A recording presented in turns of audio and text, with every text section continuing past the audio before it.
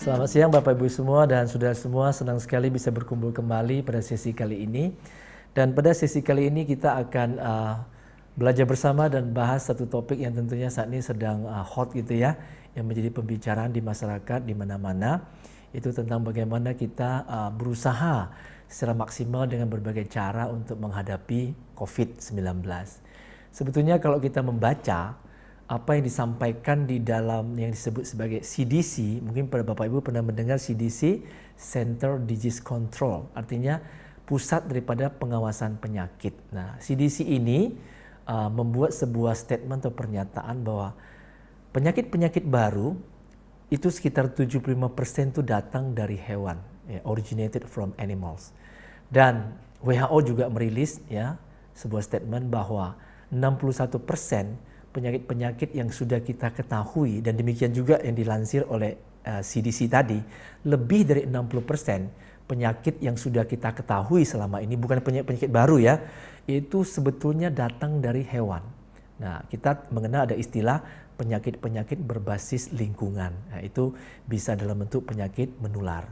Nah, penyakit menular ini yang sudah sangat umum yang kita ketahui selama ini udah banyak sekali, dan tentunya dia bisa bersumber dari berbagai mikroba atau mikroorganisme, sebut sajalah seperti COVID ya, yang merupakan jenis baru lah kita sebut ya, daripada virus corona, yang tentunya juga menjadi virus yang pencetus di dalam SARS, MERS ya, dan itu juga termasuk di dalam COVID. Cuman ini adalah disebut jenis baru, maka disebut COVID-19. Nah, di dalam pencetusnya itu tentunya ada virus ya, kemudian ya termasuk influenza yang kita umum sekali, ini juga adalah virus ya. Lalu ada lagi yang kita kenal bakteri, katakanlah seperti bakteri E. coli yang bisa bikin kita diare ya.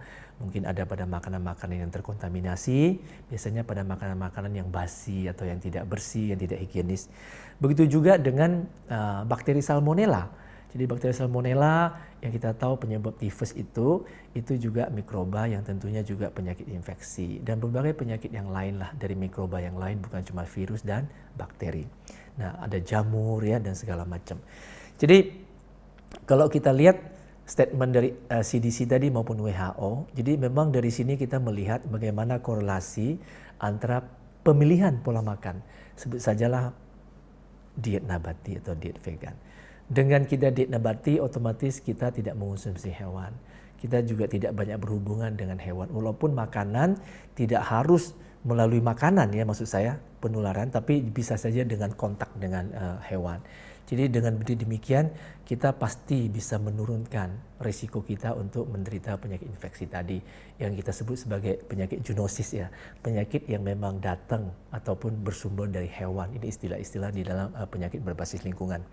Dan diproyeksikan memang ini juga menjadi salah satu faktor yang meningkat di saat-saat global warming atau pemanasan global ini. Itu akan meningkatkan penyakit zoonosis juga.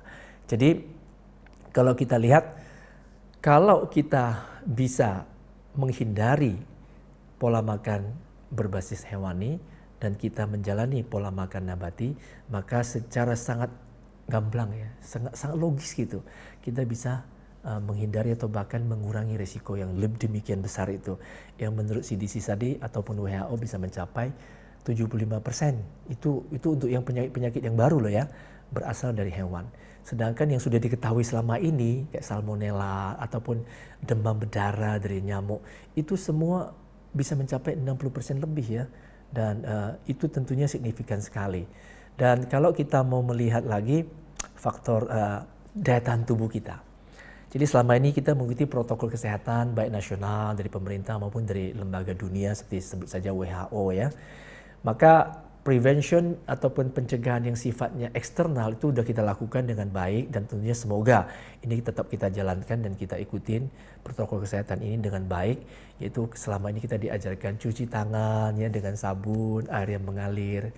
Kemudian apalagi pakai masker, jaga jarak fisik. Dan saya lebih suka pakai istilah jaga jarak fisik ya. Karena fisik dijaga jarak itu penting. Tetapi kalau hubungan sosial tentunya kita tetap harus jalankan. Jadi jangan sampai kita terputus hubungan sosial, karena hubungan sosial tidak harus melalui fisik.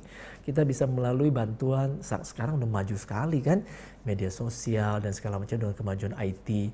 Dan justru ini yang salah satu yang sangat mendukung untuk meningkatkan daya tahan tubuh kita secara internal. Jadi banyak orang yang selama ini mungkin suka kumpul ya, stres sekarang dia kalau di rumah saja di masa kita PSBB, masa wabah begini, atau sampai negara tertentu yang pakai lockdown ya, sehingga membuat mereka stres, nggak bisa berkumpul teman, nggak bisa komunikasi, dan itu justru bisa menurunkan daya tahan tubuh kita dengan stres itu. Jadi penyakit-penyakit bermasalah karena psikis, contohnya malah tubuh kita bisa menghasilkan radikal bebas atau free radical karena kita stres. Dan radikal bebas itu malah merusak tubuh kan, dan otomatis dia pasti akan menurunkan kemampuan tubuh dalam melawan penyakit yang kita sebut imunitas menurun. Dan untuk melawan radikal bebas itu tentunya kita biasanya kenal dengan antioksidan. Nah, antioksidan inilah yang bisa kemudian contohnya vitamin C, asam ascorbat yang tentunya banyak sekali di dalam sayur-sayuran dan buah-buahan alias itu makanan nabati. Dia mampu untuk menetralisir si radikal bebas yang memang radikal bebas itu artinya memang senyawa yang kemudian dia elektronnya itu menjadi tidak stabil karena tunggal ya. Jadi dia tidak pair gitu, tidak pasangan. Sehingga dia butuh sumbangan elektron dari senyawa lain yang membuat dia stabil. Dan salah satu yang bisa memberikan kontribusi itu adalah vitamin C dalam bentuk asam ascorbat, itu yang kita sebut asam ascorbat istilah nama kimianya gitu. Lalu vitamin yang A gitu ya, atau dalam makanan tumbuhan atau nabati yang kita sering sebut beta karoten ya, yang kemudian dalam tubuh akan jadi vitamin A. Itu banyak kan di sayur-sayuran juga, bahkan sampai umbi-umbian yang berwarna kuning seperti katakanlah ubi jalar ya, kemudian tomat, lalu pepaya, jeruk, dan ya carrot ya, atau apa itu namanya, carrot itu bahasa Indonesianya apa, wortel ya. Nah jadi ini semua sebetulnya sangat bersumber dari makanan nabati. Jadi baik external prevention yang selama ini kita ikutin protokol kesehatan itu sudah kita jalankan dan kita berusaha terus menjalankan, dan itu tentunya adalah pencegahan secara eksternal. Nah, pencegahan internal kita yang bisa kita lakukan tentunya itu meningkatkan daya tahan tubuh kita, karena begitu daya tahan tubuh kuat, imunitas baik, kita akan lebih punya kemampuan untuk melawan bibit penyakit, termasuklah COVID di dalamnya. Bukan cuma COVID ya, semua infeksi atau penyakit infectious disease itu bisa kita lawan, kita cegah, dan tentunya kemampuan inilah yang kita sebut imunitas tubuh ini, yang kalau semakin kuat dia akan semakin bisa berdaya untuk melawan bibit penyakit. Dan ini tentunya external prevention. Dan internal kita yaitu tadi, jadi faktor-faktor apa yang kita bisa meningkatkan daya tahan tubuh kita, imunitas untuk melawan penyakit. Salah satunya tadi melalui diet, pola makan. Yang sering kita tahu selama ini adalah beberapa zat gizi termasuk dalam vitamin ya, ada juga dari mineral yang bisa menaikkan daya tahan tubuh kita atau imunitas. Tadi sudah kita sebutkan di vitamin C banyak di dalam tumbuh-tumbuhan, dan jangan lupa vitamin C paling tinggi bukan di jeruk ya, tetapi di jambu biji atau guava, itu lebih tinggi. Bisa satu guava sedang kira-kira ukuran sedang ya bisa mengandung sampai 200 mg. Pada AKG, angka kecukupan gizi tubuh kita sehari kan cuma sekitar, kalau panduan AKG lama bisa sekitar 60 mg. Yang di AKG baru sekitar 95 gram, 90 lah, 75 sampai 90 mg. Dan satu guava yang sedang itu sudah, ukuran sedang itu sudah bisa mencapai 200 mg vitamin C. Kemudian jeruk ya, berkisar di sekitar 65 sampai 90 ya. Jadi itu udah cukup tinggi. Kemudian kita lihat lagi makanan-makanan buah-buahan yang lain seperti apa? Ya, stroberi, kemudian pepaya, termasuk mangga, nanas. Ini semua adalah vitamin C yang bagus, sumber makanan vitamin C yang bagus. Dan kemudian beta karoten tadi udah saya bahas di awal.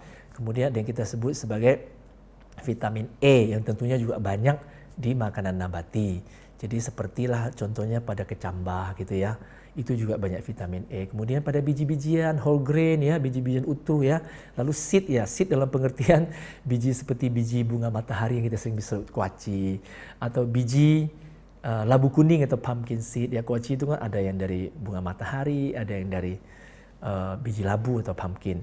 Kemudian vitamin D yang terus terang dapat gratis dari Tuhan ya. Kita nggak bisa bilang murah meriah, memang nggak perlu beli kok, nggak perlu bayar. Jadi bukan soal murahnya, betul-betul gratis ya. Pemberian Tuhan dengan kita berjemur di sinar matahari. Bisa di pagi hari, bisa di siang hari. Cuma memang dianjurkan kalau siang hari cukup lebih singkat, karena sinar ultraviolet B-nya itu yang berfungsi untuk menghasilkan vitamin D di tubuh kita itu lebih banyak di siang hari, katakanlah 15 menit ya, 15 menit.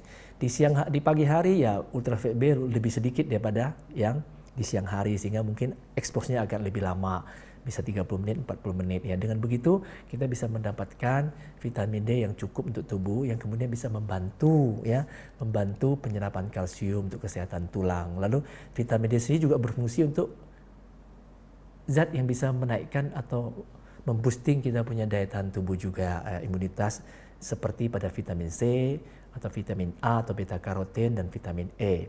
Lalu vitamin D itu juga punya keuntungan yang dalam bantuan sinar ultraviolet matahari, dia bisa merubah kolesterol di dalam tubuh menjadi vitamin D. Jadi vitamin D ini sebenarnya bahan bakunya ada kolesterol. Dengan begitu juga bisa membantu lebih menstabilkan atau bahkan menurunkan kolesterol dengan kita berjemur. Jadi banyak manfaat didapatkan dari kita berjemur.